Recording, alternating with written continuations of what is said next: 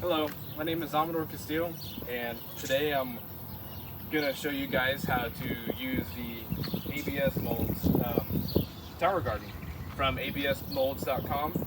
I just ordered some, and I'm hoping that they will be a great product for my area, as I aim to be a distributor for them, for the purpose of starting my own little small business.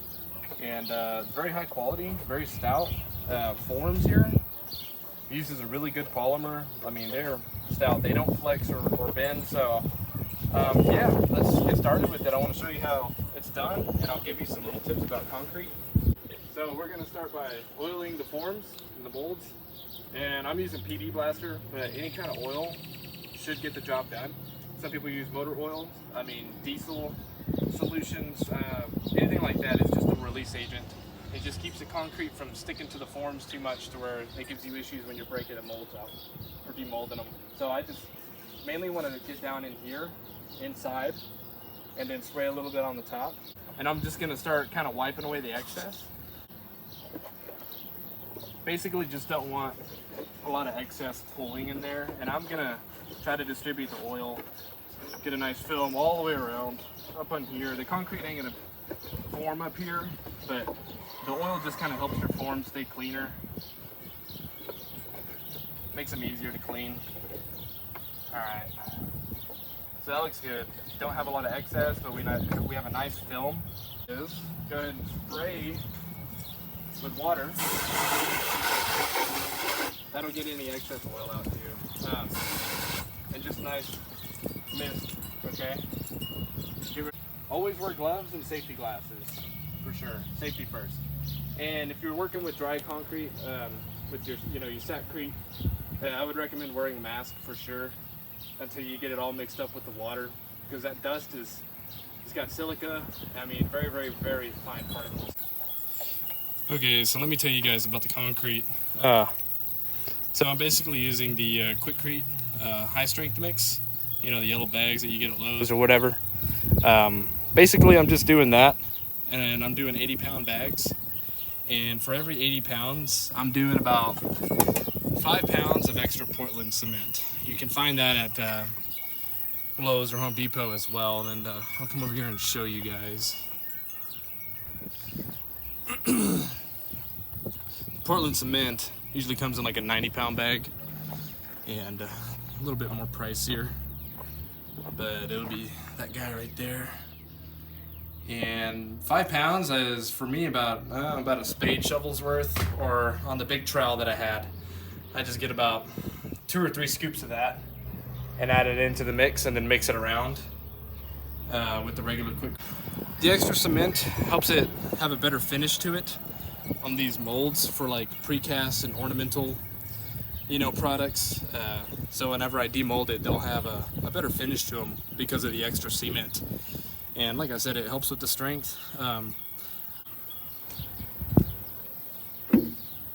just start pouring. So I'm going to start by getting in the big void here.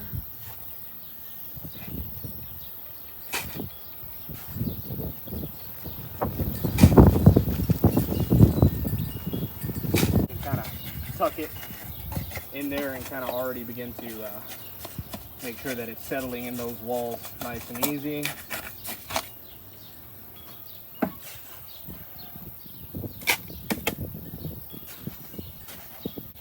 Next thing that you want to do is you want to find a way to vibrate it. Now, the way that I do this to get the concrete to settle is you can do the whole like shimmy and shake, which works. But cool little tip here, if you're a do-it-yourself person, I guess, and you got one of these around, reciprocating saw or a sawzall, just take the blade out and just go around it like this.